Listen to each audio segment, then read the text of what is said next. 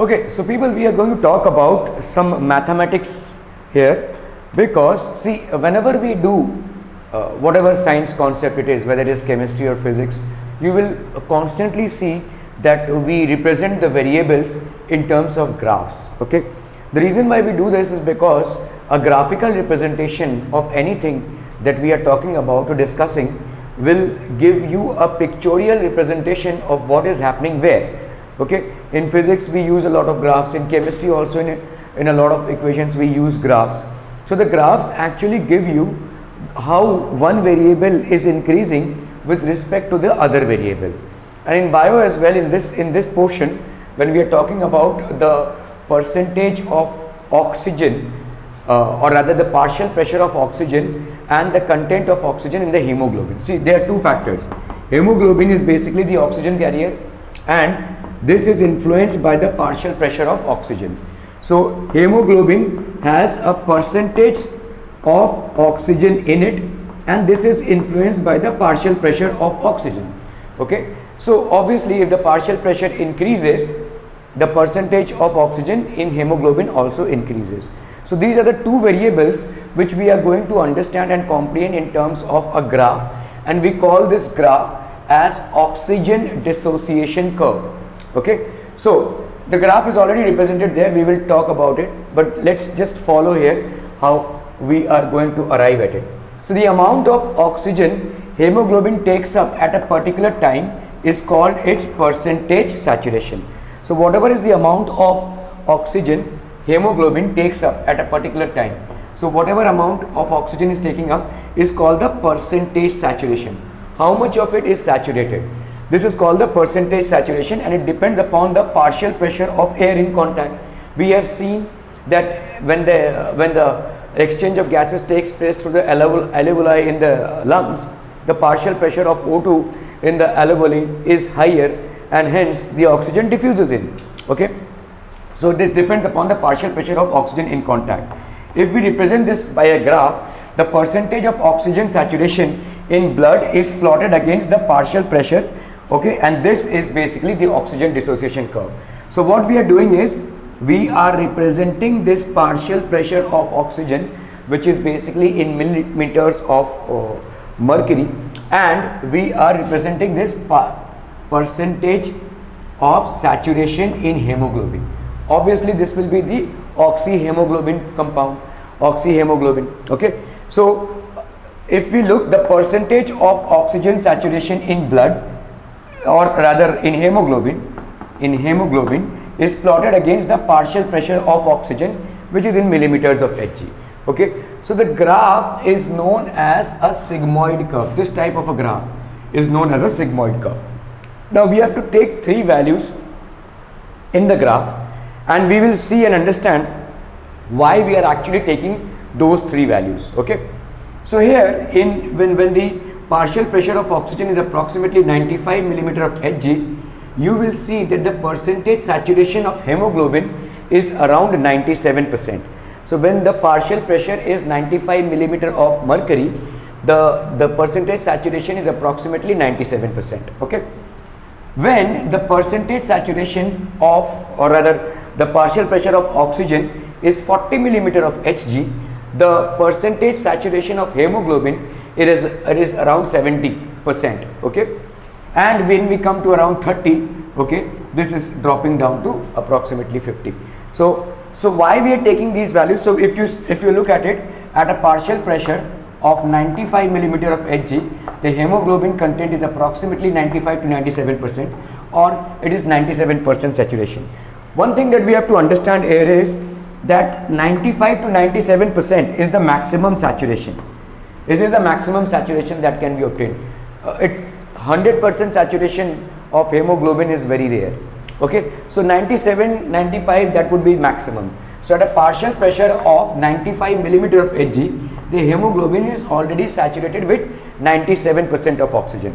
At a partial pressure of 40 millimeter of Hg, hemoglobin is approximately 70% saturated, and at a partial pressure of approximately 30 millimeter of Hg, hemoglobin is 50% saturated. Now we need to understand why are we taking these values. Okay, so if you look, this is basically the alveolus part, and here there is a partial pressure of oxygen. Okay, the partial pressure of oxygen here is approximately 104. The partial pressure of oxygen, which is basically coming from the inhaled air, is approximately 104 millimeter of Hg. The deoxygenated blood comes here and it gets oxygenated. So by diffusion, the oxygen comes into the deoxygenated blood and the partial pressure of oxygen increases to 95 millimeter. This is what we are referring to. The partial pressure of oxygen increases to 95 millimeter. At that point of time, the hemoglobin is saturated to a tune of 97% with oxygen. That's the reason we have taken this value. Okay, so 97% with oxygen. Now this is flowing, this blood is flowing, and let's say this is basically the tissue levels. So what will happen at the tissue level? The partial pressure of oxygen is around what? 30 millimeters of Hg, 20 to 30 millimeters of Hg, depending upon the activity of the tissue. Okay, if it is 30 millimeter of Hg, the partial pressure of oxygen, it corresponds to approximately 50% saturation of hemoglobin. Okay, so now understand this. This oxygenated blood is coming, and what will happen due to the partial pressure difference? The oxygen will move in here. The oxygen will move in here. So when the oxygen moves in here, the content of oxygen in the blood becomes 40 millimeter of Hg. That will be the partial pressure of oxygen in the blood which is flowing through. Okay, because it has distributed the oxygen, we know that this is basically what? If you talk about the percentage of oxygen in hemoglobin, that is nothing but oxyhemoglobin. Oxyhemoglobin is formed and the process is reversible.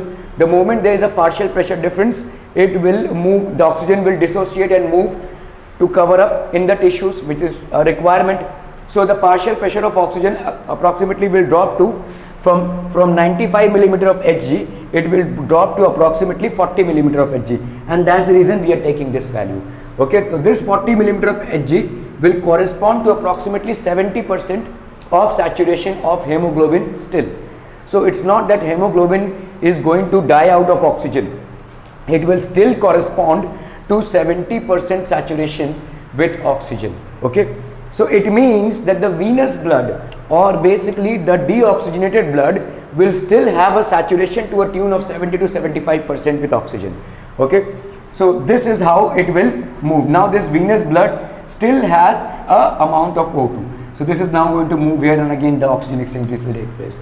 So by means of this graph, we get an overview of how the percentage saturation of hemoglobin in the blood gets impacted by the partial pressure of oxygen. So here in this oxygen dissociation curve, which is also known, see this is basically an S-shaped curve, and this is also known as a sigmoid curve. This curve basically gives us an overview of how the percentage content of oxygen changes with the partial pressure of oxygen. Okay.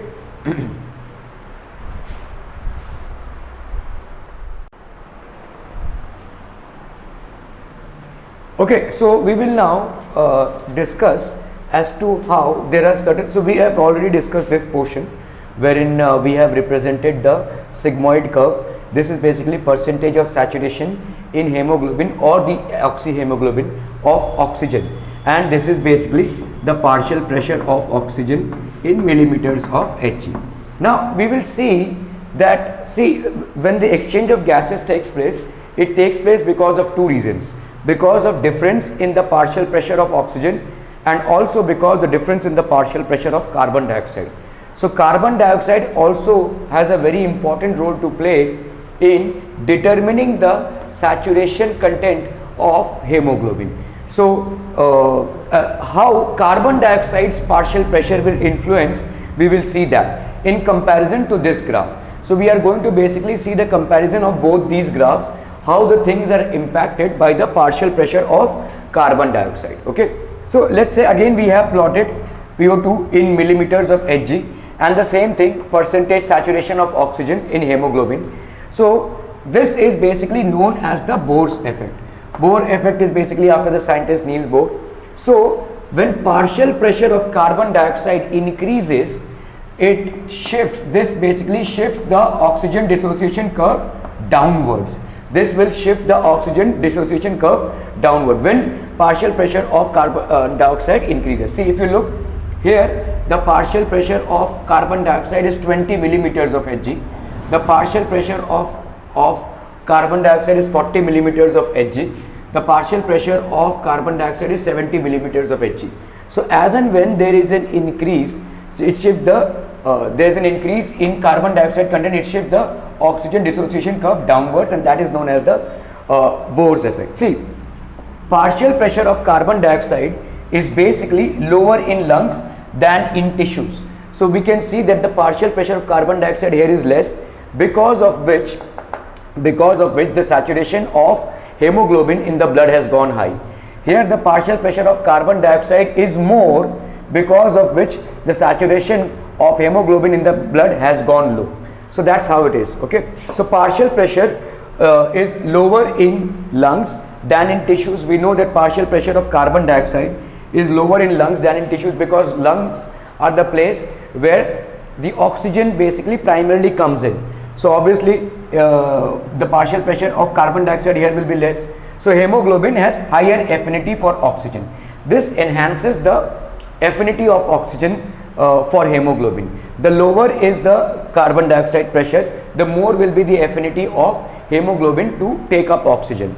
So in tissues, what happens is the partial pressure of oxygen is less, which is to a tune of approximately what, 10 to 40 millimeters of Hg, and the partial pressure of oxygen, or rather carbon dioxide, is comparatively higher, very high. In fact, in looking at this comparison, it is approximately 46 millimeters of mercury. Okay, so in active tissue has a relatively high percentage or partial pressure of carbon dioxide and a low pH. Okay, low pH and raised temperature. The temperature is high as well. See, why these two will influence? Because pH is basically the pH value. So this will always influence any kind of chemical reaction. The pH value will always influence a chemical reaction. So here the diffusion is taking place. Okay, and raised temperature. So raised temperature always increases the diffusion, rate of diffusion.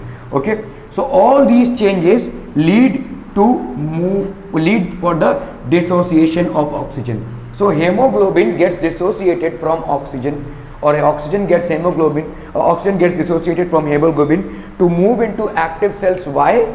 Because of three reasons. One, the partial pressure of carbon dioxide in the active cells is very high. The oxygenated blood is coming in. That is one reason. The other reason is pH and temperatures are also high. Okay, and the most important reason is that the partial pressure of oxygen in active cells is very low.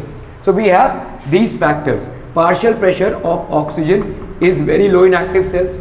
The partial pressure of carbon dioxide is very high in active cells, and the third factor is pH. The fourth factor is temperature. So these are also high. Okay, so these are basically the collective reasons why the gaseous exchange, or why oxygen is entering after breaking up with hemoglobin. Okay, one thing we have to remember is that there are some inactive cells as well. Okay, so when oxygenated blood passes through inactive cells, okay, it does not give up its oxygen. It will not give up its oxygen. The hemoglobin is not going to dissociate with oxygen. Okay, even if it fulfills this condition of PO2 being very low. Okay, but in active cells it readily gives up oxygen.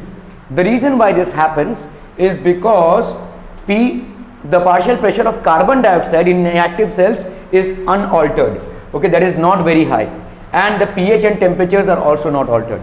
So although the partial pressure of oxygen in inactive cells is low, still the oxygen from oxygenated blood will not be lost in these. First of all, there is no requirement because these are inactive cells, and mechanically what happens is the partial pressure of oxygen is less, yes, so it should diffuse out, but it will not, because these factors are not supportive. So all these factors need to go hand in hand for the proper gaseous exchange to take place. Okay.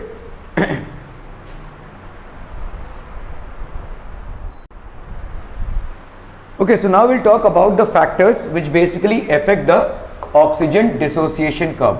So what are the factors which basically influence the oxygen dissociation curve. We have already seen it in a certain amount. Okay, so how it impacts? The first factor is carbon dioxide. Concentration of carbon dioxide, or basically the partial pressure of carbon dioxide. Okay, when the partial pressure of carbon dioxide increases, so I'm just representing a rough figure of the oxygen dissociation curve. It looks something like this. We have already studied this. We are representing the partial pressure of oxygen along the x-axis in millimeter of Hg, and this is basically the percentage saturation of hemoglobin, or the oxyhemoglobin part. Okay, so now when the percentage of carbon dioxide increases, what will happen is it will force more the oxygen to enter. So what will happen is, see, in let's say tissues, the percentage of carbon dioxide is on a higher side. So when the capillaries are passing through the tissues, we know that the partial pressure of oxygen here is higher, and this oxygen is in the form of oxyhemoglobin. So what will happen is, because this percentage is higher, this will go here and bind with the hemoglobin, and this will come here. So we all know this. So what will happen to the partial pressure of oxygen in the blood? It will drop, and hence the graph will shift towards right. Okay, so carbon dioxide, when the partial pressure of carbon dioxide increases in the blood, okay, partial pressure of carbon dioxide increases in the blood, it will facilitate the breakdown of oxyhemoglobin and the release of oxygen into the tissues. So this is how it influences. This graph will move towards right. Okay, when the percentage saturation of hemoglobin will be less, okay, and hence the oxyhemoglobin will basically break, and the oxygen will be released in the tissues. Okay, now we have oxyhemoglobin complex. This will dissociate, and this is known as the Bohr's effect. The saturation will be less. So this is a factor which is very much influenced by the partial pressure of carbon dioxide. If the partial pressure of carbon dioxide increases, then obviously the partial pressure of oxygen will decrease, which means that the oxyhemoglobin will break and the oxygen will be released in the blood. So in terms of the graph, this graph will shift towards the right, because now the oxygen content, or the percentage saturation of oxygen in the blood, is going to become less. Okay, now what is the influence of temperature? We have seen that in the tissues the temperature is higher. Okay, so the graph again turns towards the right. When the temperature is higher, this will facilitate the break of oxyhemoglobin.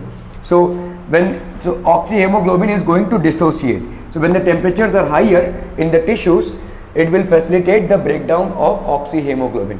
So when this blood is passing through the tissues, the temperatures of the tissues are slightly higher, because of which there will be a breakdown. Okay, pH, when pH is low, okay, when pH is basically acidic, the pH is acidic, so the curve bends towards right. So oxyhemoglobin complex is going to dissociate again. When the pH is more or less acidic, then the curve will bend towards the right and it is going to dissociate again. Okay, so these three will not let the saturation. So these three, the content of carbon dioxide, the temperature and the pH, these three factors will not let the saturation percentage of hemoglobin be the same and force oxyhemoglobin to dissociate. So this will create a forceful effect on oxyhemoglobin to dissociate, leaving the hemoglobin to associate with carbon dioxide. So this will leave the hemoglobin to associate with carbon dioxide. Okay, so if you look, okay, now we will come to a different factor which is known as myoglobin. So myoglobin has far more affinity for oxygen than hemoglobin. So if you look into the graphs of myoglobin and hemoglobin, you will see that there is almost 98% saturation with oxygen at even 20 millimeter of partial pressure of oxygen. So here myoglobin has more affinity and at very low pressures also it will absorb more of oxygen and become saturated. Okay, so myoglobin is a carrier of oxygen. Myoglobin is carries oxygen and is found abundantly. It is found abundantly in skeletal muscle cells in animals, mostly in skeletal muscle cells in animals. From the above graph, we can ascertain that that myoglobin has great affinity for oxygen. So it is far left from the hemoglobin curve. So if you look, this is the hemoglobin curve, the myoglobin curve is far towards the left. The more the graph in the oxygen dissociation curve, the more the graph moves towards the left, the higher will be the oxygen content or saturation, and the more the graph moves towards the right, which happens in this case, the lower will be the oxygen saturation. Okay.